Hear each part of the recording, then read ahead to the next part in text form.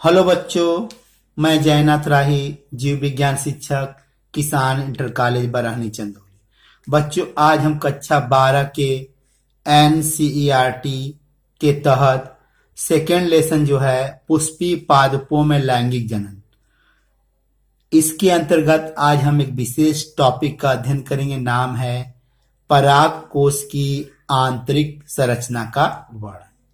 आइए देखते हैं। पुमंग, जिसे हम एंड्रोसियम बोलते हैं, वह पुष्प का नर जनन भाग है। ये जो पुमंग होते हैं ढेर सारे पुंकेसरों स्टेमेंस के बने होते हैं। आइए एक स्टेमन यहाँ हम बनाए हुए हैं। ऊपर जो गोलाकार संरचना, इसे हम परागकोश एंथर कहते हैं। ये डंठल जैसी जो संरचना है, इसे हम पुतंतु फिलामेंट कहते हैं। ये पुतंतु परागकोश से एक स्थान से जुड़ा होता, उसे योजी या कनेक्टिव कहते हैं। जो परागकोश जिसे हम एंथर बोलते हैं, उनमें पालियां लोब पाए जाते हैं। इन लोबों को हम क्या बोलते हैं? परागकोशक या एंथर लोब कहते हैं।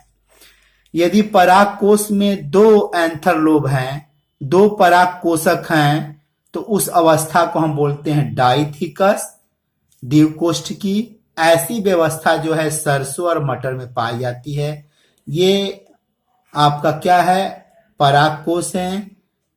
इधर से एक आपका परागकोशक है, इधर एक परागकोशक है।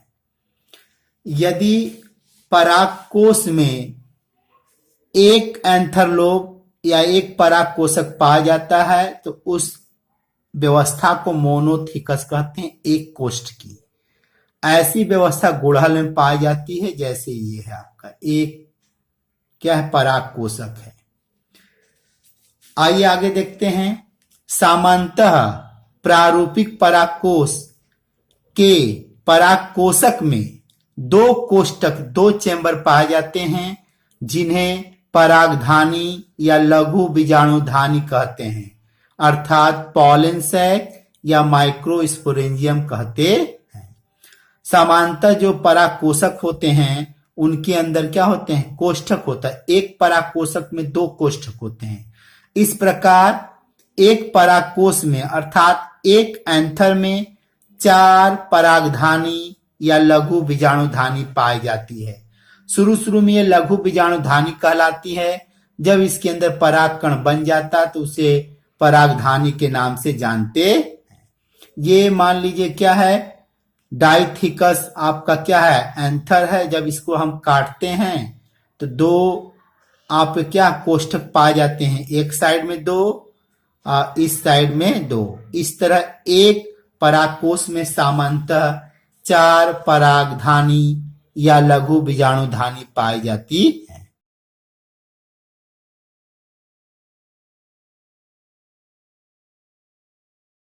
आइए देखते हैं। एक अनुप्रस्थ काट में एक प्रारूपी लघु बीजाणुधानी वाह रेखा में लगभग गोलाई में दिखाई देता है। इसमें सामान्यतः 4 भित्तियां पाई जाती हैं। पहली भित्ति को वाह त्वचा एपिडर्मिस कहते हैं। इसकी मोटाई 1 कोसा के बराबर होती है। उसके ठीक नीचे अंतःस्थिसियम इंडोथीसियम का लेयर पाया जाता है। यह भी 1 कोश की मोटा होता है। तीसरा लेयर जो होता है मध्य परत होता है, मिडिल लेयर। यह 3 कोशिकीय मोटा होता है। जबकि नीचे का जो परत होता है टेपिटम कहलाता है। यह 1 कोशिकीय मोटा होता है। ऊपर के जो 3 लेयर हैं, ये 3 लेयर संरक्षण का कार्य करते हैं और स्फुटन का कार्य करते हैं। उसमें भी विशेष करके अंतःस्थिसियम जो है इंडोथीसियम, वो आद्रताग्राही होती है और रेशेदार होती है। जब परागकण परागकोश में परिपक्व होने लगते हैं, बड़े होने लगते हैं, तब ये इंडोथीसियम क्या होता है? स्फुटन करने योग्य हो जाता है, अर्थात स्फुटन में मदद करते हैं। जबकि जो टेप्टम होते हैं वह बहुकेंद्रकीय होते हैं। इनके अंदर सघन कोशिका द्रव्य पाया जाता है। टेपिटम परागकणों के विकास के समय पोषण देता है। टेपिटम क्या करता है? परागकण के जो वाह्य चोल एग्जाइन होता है उसका निर्माण भी करते हैं। आइए हम चित्र में देखने की कोशिश करते हैं। ये एनसीईआरटी में चित्र दिया हुआ है। ये जो चित्र है क्या स्फुटित परागकोश का चित्र है, यह भी अलग से क्वेश्चन आता है। आइए देखते हैं, ये जो बाहर का लेयर है इसे हम बोलते हैं क्या, आपका एपिडर्मिस बोलते हैं।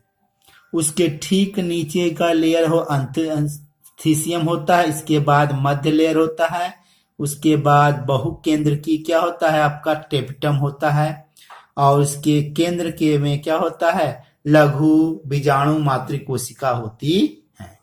इन्हीं में विभाजन के उपरांत ढेर सारे क्या होते हैं आपके परागकण बनते हैं।